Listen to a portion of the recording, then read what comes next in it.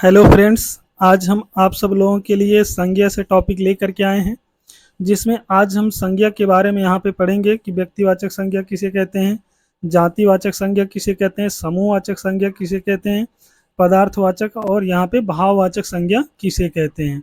तो आइए हम आगे चलते हैं, यहाँ पे देखते हैं, पढ़ते हैं संज्ञा के बारे में। तो उससे पहले यहाँ पे कुछ महत्वपूर्ण पॉइंट यहाँ पे देख लें कि ये जो यहाँ पे देखिए रूप रूपांतर प्रयोग के आधार पर, यानी कि ये सार्थक शब्द को तीन भागों में रखा गया। तो पहला आता है जिसमें से रूप रूपांतर प्रयोग के आधार पे यहाँ पे, तो इसके दो भाग हैं, एक आता है विकारी शब्द और दूसरा आता है अविकारी शब्द। अगर आपने इस विकारी अविकारी शब्द वाली वीडियो नहीं देखे हैं तो आप जा करके हमारे चैनल के प्लेलिस्ट में संपूर्ण व्याकरण वाले में, वहाँ पे आप इस वीडियो को देख सकते हैं। तो विकारी शब्द जो होते हैं ये संज्ञा, सर्वनाम, क्रिया और विशेषण, ये जो है विकारी शब्द होते हैं। क्रिया विशेषण, संबंध बोधक, समुच्चय बोधक और विषयादि बोधक, ये होते हैं सभी के सभी अविकारी। तो आइए इनमें से आज हम यहाँ पे पहला पढ़ते हैं यहाँ पे संज्ञा के बारे में। तो हम संज्ञा किसे कहते हैं, संज्ञा के उदाहरण क्या है, इनके बारे में आज हम यहाँ पे पढ़ेंगे। तो आइए यहाँ पे हम देखते हैं। तो यहाँ पे अगर हम संज्ञा देखिए, संज्ञा इसकी अंग्रेजी क्या होती है, नाउन होती है। तो संज्ञा कहते किसे हैं, तो आप याद रखेंगे व्यक्ति, स्थान, वस्तु, जाति का बोध कराने वाला जो शब्द होता है उस शब्द को हम क्या कहते हैं, संज्ञा कहते हैं। अर्थात वह शब्द संज्ञा कहलाता है। यानी कि कोई भी व्यक्ति होगा, स्थान होगा, यहाँ पे वस्तु होगा, जाति होगा और यह भाव का जो भी शब्द बोध कराएगा उसे हम संज्ञा कहते हैं, या वह शब्द संज्ञा कहलाता है। जैसे यहाँ पे देखिए राम, सीता, यहाँ पे देखिए क्या है, ये व्यक्तियों के नाम हैं दोनों। तो यहाँ पे देखिए दिल्ली, मुंबई, ये क्या है, ये स्थान के नाम है। यहाँ पे देखिए पेन, ये वस्तुओं के नाम है। यहाँ पे देखिए पर्वत, ये जाति का बोध करा रहा है। बुढ़ापा, ये क्या है, ये भाव का बोध करा रहा है। तो कहीं ना कहीं ये सभी क्या होते हैं, ये सभी के सभी संज्ञा कहलाते हैं, इनको याद रखेंगे। तो आइए कुछ महत्वपूर्ण हम संज्ञा से संबंधित यहाँ पे तथ्य देखते हैं। तो संज्ञा का अर्थ क्या होता है, तो याद रखेंगे संज्ञा का अर्थ होता है नाम। और यहाँ पे अगर हम परिभाषा की बात करें तो संज्ञा की परिभाषा होती है, नाम वाले शब्दों को हम क्या कहते हैं, संज्ञा कहते हैं। रूपांतर, ये विकारी शब्द, विकारी है यानी कि व्यय है। इसको हमने आपको बताया कि संज्ञा क्या है, विकारी शब्द है। क्यों विकारी, क्योंकि ये लिंग वचन कारक के अनुसार क्या होता है, ये परिवर्तन हो जाता है, ये बदल जाता है। अगर संज्ञा की हम उत्पत्ति या भेद के आधार पर बात करें तो इसके तीन भाग होते हैं मुख्य रूप से। पहला आता है व्यक्तिवाचक संज्ञा, दूसरा आता है जातिवाचक संज्ञा, तीसरा आता है भाववाचक संज्ञा। और अगर यही हम प्रयोग के आधार पर अगर हम बात करें तो इसके जो है पांच भेद होते हैं। कितने, पांच। पहला आता है व्यक्तिवाचक संज्ञा, दूसरा जातिवाचक संज्ञा, तीसरा समूहवाचक, चौथा पदार्थ या द्रव्यवाचक और पांचवा भाववाचक संज्ञा जो है ये होती है। तो इनको याद रखेंगे, मुख्य रूप से तीन होते हैं और प्रयोग के आधार पर यहाँ पे पांच भेद यहाँ पे संज्ञा के होते हैं, आप इनको याद रखेंगे। तो आइए हम एक एक भाग इसका जो है यहाँ पे पढ़ते हैं। तो आप सबका हमारे इस एग्जाम पॉइंट पर आप सभी का जो है चैनल पर स्वागत है।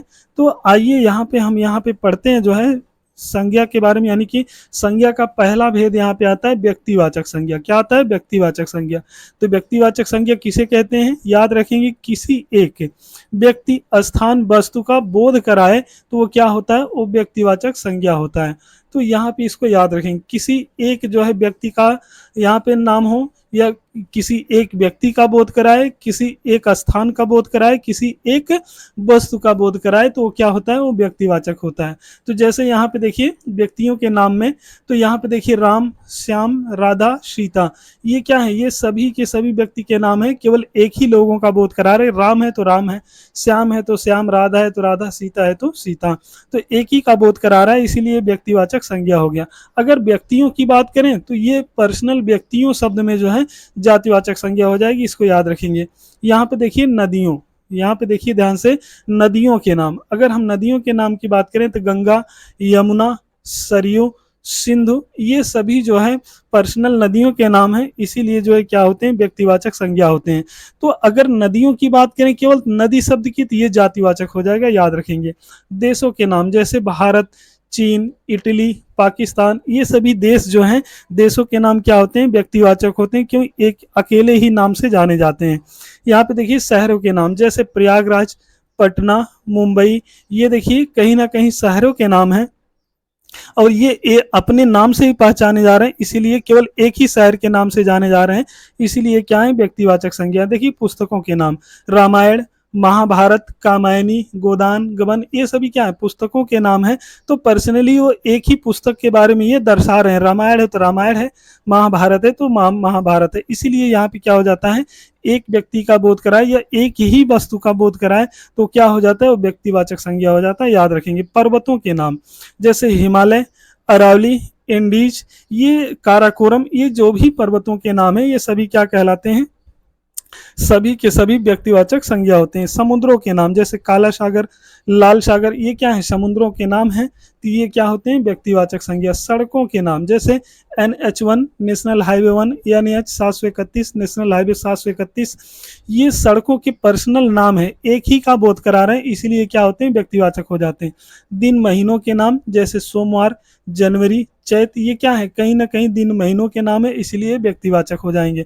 समाचार पत्रों के नाम, जैसे दैनिक जागरण, अमर उजाला, ये क्या है कहीं ना कहीं ये समाचार पत्रों के नाम है, केवल ये अकेले एक ही नाम से जाने जाते हैं, इसीलिए जो है ये व्यक्तिवाचक हैं। यहाँ पे देखिए त्योहारों के नाम, होली हो गया, दीपावली हो गया, ऐसे जो भी यहाँ पे त्योहार हैं वो पर्सनली नाम से जाने जाते हैं, इसीलिए ये एक ही नाम से इसीलिए व्यक्तिवाचक हो जाते हैं। भवनों के नाम, जैसे देखिए ताजमहल, कुतुब मीनार, यहाँ पे लाल किला, याद रखेंगे बुलंद दरवाजा, ये सभी क्या है जो भी भवनों के नाम है सभी के सभी क्या होते हैं ये व्यक्तिवाचक संज्ञा होते हैं, क्योंकि ये पर्सनली अकेले ही जाने जा रहे हैं, इसमें कोई और नहीं जाना जा रहा है। तो अब यहाँ पे देखिए आगे दिशाओं के नाम, जैसे उत्तर, दक्षिण, पूर्व और पश्चिम, ये दिशा है, तो ये कहीं ना कहीं दिशाओं के नाम है, इसीलिए जो है एक ही दिशा का बोध करा रहे हैं, उत्तर है तो उत्तर, दक्षिण है तो दक्षिण, इसीलिए क्या हो जाते हैं ये व्यक्तिवाचक। फिर देखिए ऐतिहासिक युद्धों और घटनाओं के नाम क्या होते हैं, सभी सभी जो है ये क्या होते हैं व्यक्तिवाचक संज्ञा होते हैं। जैसे देखिए बक्सर का युद्ध हो गया,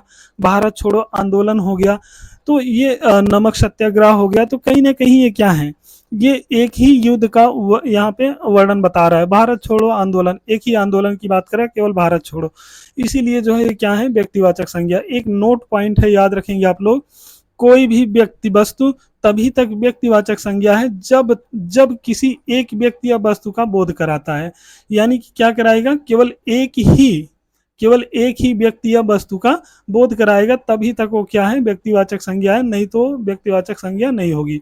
आइए हम संज्ञा का दूसरा भाग यहाँ पे पढ़ते हैं, जातिवाचक संज्ञा। ध्यान से देखिए, जातिवाचक संज्ञा, तो याद रखेंगे ये संज्ञा का दूसरा भाग है। तो जातिवाचक संज्ञा किसे कहते हैं, याद रखें किसी एक ही व्यक्ति या वस्तु की क्या हो यहाँ पे जाति या वर्ग का बोध हो, वो कहलाता है यहाँ पे जातिवाचक संज्ञा। जैसे यहाँ पे देखिए वस्तुओं के नाम, जैसे कि यहाँ पे कलम, कुर्सी, घड़ी, मकान, जूता, तलवार, ये क्या है ये सभी के सभी जातिवाचक है। देखिए कलम क्या है कई प्रकार की होती हैं, अलग अलग होती हैं, कुर्सियां भी अलग अलग होती हैं, घड़ी भी जो है अलग अलग टाइप की घड़ी होती है, तो कहीं ना कहीं ये क्या है वस्तुओं के नाम हैं, और ये जो है ये अपनी पूरी कलम जाति का बोध करा रहे, अपनी पूरी सभी कुर्सियों का बोध करा रहे, सभी घड़ियों का, सभी तरह की सभी प्रकार की घड़ियों का बोध करा रहा है, इसीलिए क्या है ये जातिवाचक संज्ञा है। इसके बाद देखिए यहाँ पे पशु पक्षियों के नाम, याद रखेंगे ये बड़ा इंपॉर्टेंट है। जैसे गाय हो गया तो अपनी पूरी गाय जाति का बोध करा रहा, बैल हो गया तो बैल जाति का, बकरी हो गया तो बकरी जाति का, तोता हो गया तोता, कौवा जाति का, गौराया जाति का, शेर प्रजाति का, कोई काला शेर होता है, ब्लैक पैंथर जिसको कहते हैं, तो ये अलग अलग शेर होते हैं। तो याद रखेंगे ये सभी क्या है कहीं ना कहीं जो है जातिवाचक में ये गिने जाते हैं, ये जातिवाचक होते हैं। अगला पॉइंट देखिए, संबंधियों, व्यवसाय, पद, कार्यों के नाम जो भी होते हैं ये सभी क्या होते हैं, ये सभी के सभी जो है जातिवाचक होते हैं। जैसे देखिए यहाँ पे भाई इस संबंध की बात कर रहा है, चाचा चाची एक ही होते हैं, सब मतलब सभी चाचा चाचियों का बोध करा रहा है, इसीलिए जो है जो संबंधियों के नाम होते हैं। यहाँ पे देखिए मंत्री, ये मंत्री क्या है याद रखेंगे सभी मंत्रियों का बोध करा रहे हैं। जुलाहा, अध्यापक, सभी अध्यापक का बोध करा रहा है। ठग, सभी ठग का बोध करा रहा है। सुंदर, सभी सुंदर चीजों का बोध करा रहा है। तो ये कहीं ना कहीं क्या हो जाता है जातिवाचक हो जाता है। यहाँ पे देखिए प्राकृतिक तत्वों के नाम, याद रखेंगे इनको, जैसे यहाँ पे हो गया ज्वालामुखी, सुनामी, वर्षा, भूकंप, तूफान, सभी के सभी क्या होते हैं जातिवाचक संज्ञाएं होती है, तो याद रखेंगे इनको। ज्वालामुखी है तो कई प्रकार की ज्वालामुखी होते हैं, तो अपने केवल सभी ज्वालामुखी का बोध करा रहा है, तो इनको आप याद रखेंगे। आइए तीसरा भाग देखते हैं यहाँ पे हम संज्ञा का। तीसरा भाग यहाँ पे आता है समूहवाचक संज्ञा। क्या आता है? समूहवाचक संज्ञा। याद रखेंगे समूहवाचक संज्ञा जो होती है ये गणनीय होती है, अर्थात इसकी गणना की जा सकती है। तो याद रखेंगे जिसकी गणना भी की जा सके वो क्या होता है? समूहवाचक संज्ञा होता है। तो याद रखेंगे व्यक्ति या वस्तुओं के समूह का बोध कराए, अगर समूह का बोध करा रहा है तो क्या होता है? वो समूहवाचक संज्ञा होती है। जैसे देखिए सेना, तो पूरी सेना का बोध करा रहा है, सेना की गणना की जा सकती है। मंडली है, मंडली की गणना की जा सकती है। यहाँ पे देखिए परिवार है, क्या है यहाँ पे? परिवार है, परिवार की भी गणना। सभा है, कक्षा है, कक्षा में कितने विद्यार्थी, ये भी इस कक्षा की भी गणना की जा सकती है। यहाँ पे देखिए जुलूस, वर्ग, गुच्छा, कुंज, संघ है।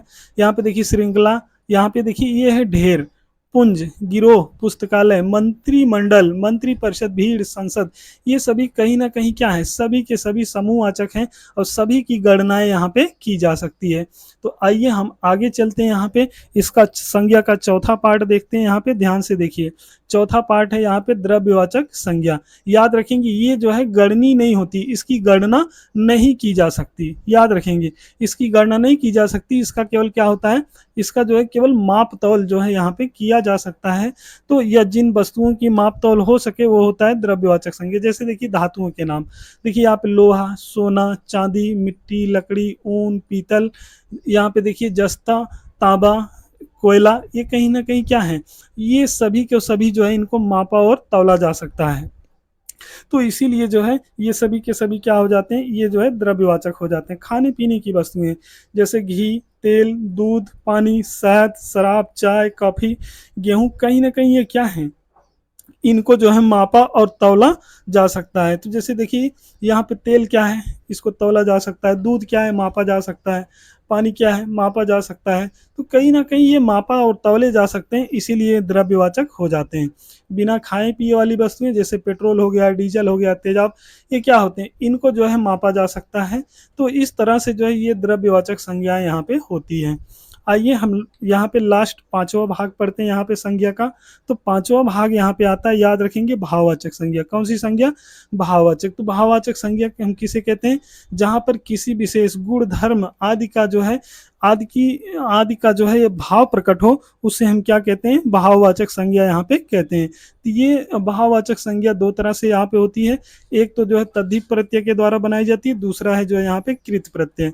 तो तद्धित प्रत्यय के द्वारा यहाँ पे देखिए जातिवाचक से भाववाचक बनाना, और यहाँ पे देखिए सर्वनाम से जो है भाववाचक बनाना, विशेषण से भाववाचक बनाना। और ये देखिए कृत प्रत्यय, ये क्रिया से जो है क्या होता है? भाववाचक बनाना, और अव्यय से भाववाचक बनाना। तो इसको याद रखेंगे यहाँ पे।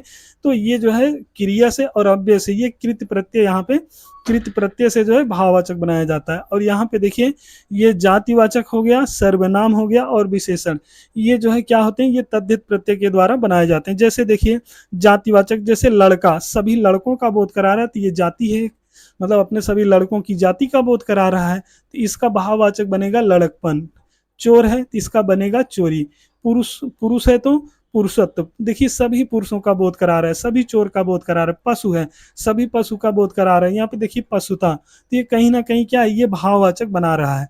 यहाँ पे देखिए सर्वनाम, ये देखिए अपना, निज, सर्व, ये सभी क्या है? कहीं ना कहीं ये सर्वनाम है। तो अपना का क्या बनेगा? भाववाचक, अपनत्व या अपनापन। निज का निजत्व बनेगा, सर्व का सर्वस्व बनेगा।